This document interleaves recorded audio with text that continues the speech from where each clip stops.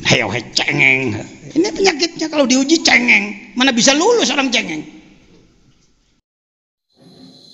Assalamualaikum warahmatullahi wabarakatuh. Sahabat pesantri dimanapun berada yang sedang menonton video ini, semoga selalu ada dalam lindungan Allah Subhanahu wa Ta'ala. Dalam sebuah pernikahan ada sebuah kewajiban dan juga ada sebuah larangan. Yang saya akan jelaskan pada kesempatan kali ini adalah sebuah larangan bagi seorang suami dan istrinya tersebut ketika apa? Ketika berhubungan intim. Di sini dijelaskan dalam kitab Qurratul Uyun Syarah Nadham Ibnu Yamun.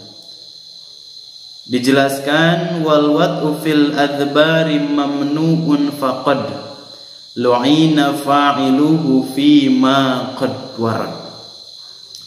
Larangan yang terdapat dalam bait ini yaitu larangan kepada seorang suami ketika akan berjima kepada istrinya dilarang melewati pintu yang belakang. Yang diistilahkan dalam bait ini adalah dubur. Jadi tidak boleh seorang suami berjima kepada istrinya melewati duburnya. Karena kenapa? Karena takut yang belakang tersebut akan menjadi sebuah kotoran bagi dirinya.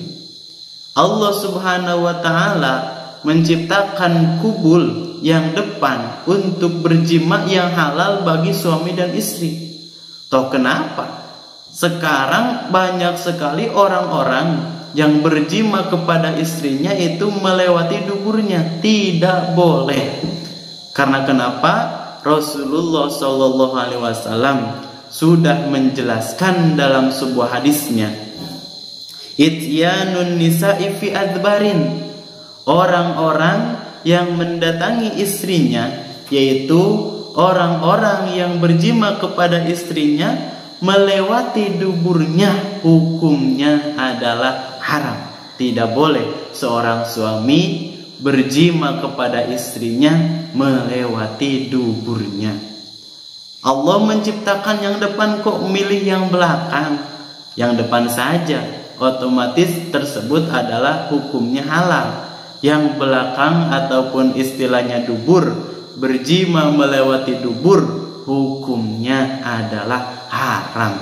Sedangkan hukum haram itu adalah hukum yang dilarang oleh Allah Subhanahu wa Ta'ala.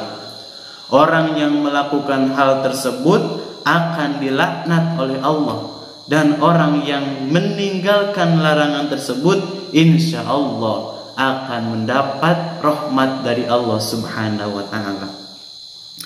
Dan di sini dijelaskan dalam syarahnya, orang-orang yang melewati dubur, orang-orang yang berjima melewati dubur, dalam hadis Rasulullah SAW disebutkan ada 7 golongan, yang mana 7 golongan ini tidak akan dilihat oleh Allah Subhanahu wa Ta'ala di yaumul qiyamah.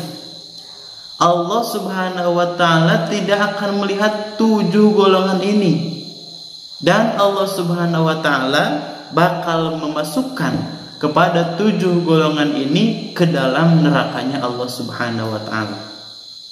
Kita sebutkan satu persatu orang-orang ataupun 7 golongan yang tidak akan masuk ke dalam surga, dan orang tersebut pasti ataupun akan masuk ke dalam nerakanya Allah Subhanahu wa Ta'ala. Di antaranya yaitu orang yang homo ataupun orang yang lesbian ataupun homoseksual. Banyak sekali zaman sekarang, na'udzubillahi min dzalik, pedang beradu dengan pedang, wanita suka dengan wanita, pria suka dengan pria, na'udzubillahi min dzalik. Orang tersebut sudah termasuk golongan-golongan terdahulu, yaitu golongan Nabi Lut, yang mana orang tersebut suka sesama jenis, na'udzubillahi min dzalik. Wanita suka dengan wanita, pria suka dengan pria. Allah menciptakan wanita dan pria tersebut untuk menikah. Kenapa zaman sekarang sudah terbalik? Banyak orang yang wanita suka dengan wanita, pria suka dengan pria. Na'udzubillah min dzalik. Yang kedua, orang-orang yang tidak akan masuk surga, orang-orang yang tidak akan dilihat oleh Allah Subhanahu wa taala adalah orang-orang yang suka onani, orang-orang yang suka masturbasi. Apa yang disebut onani?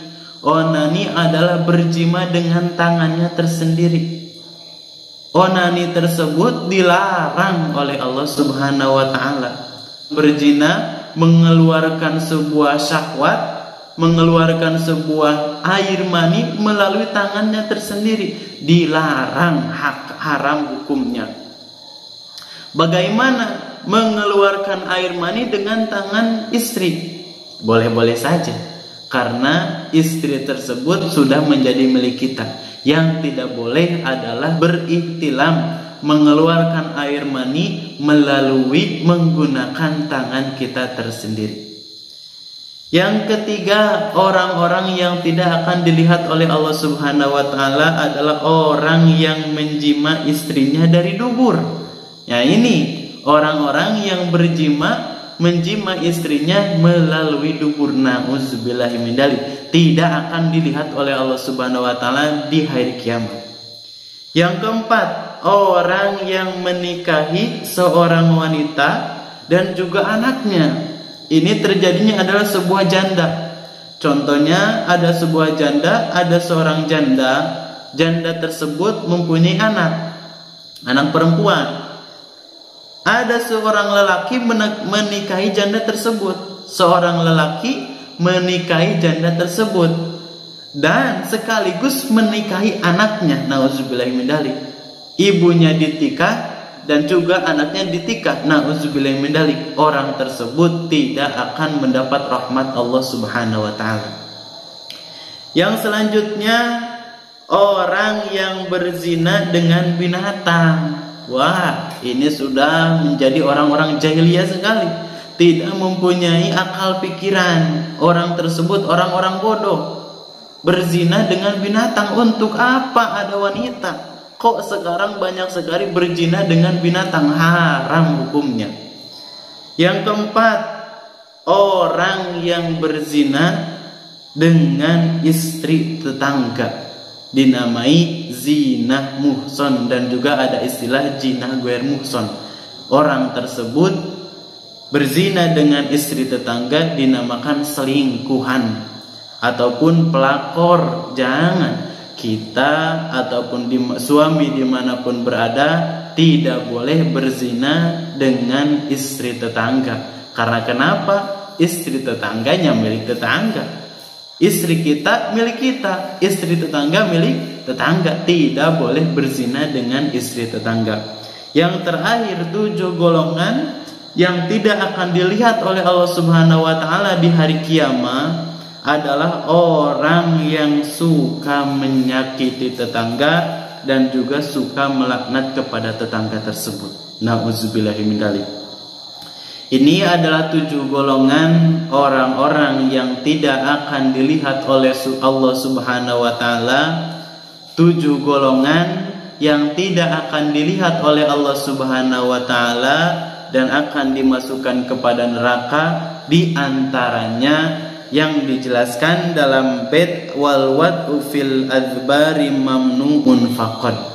Orang-orang yang berzina, orang-orang yang berzina kepada istrinya, meskipun istri tersebut sah miliknya, akan tetapi ketika berzina melalui duburnya, termasuk orang-orang yang melaknat dirinya tersendiri, termasuk orang-orang yang berbuat maksiat, yaitu orang-orang yang melakukan larangan Allah Subhanahu wa taala dan juga larangan dari Rasulullah sallallahu alaihi wasallam, dan juga larangan dari Rasulullah sallallahu alaihi wasallam.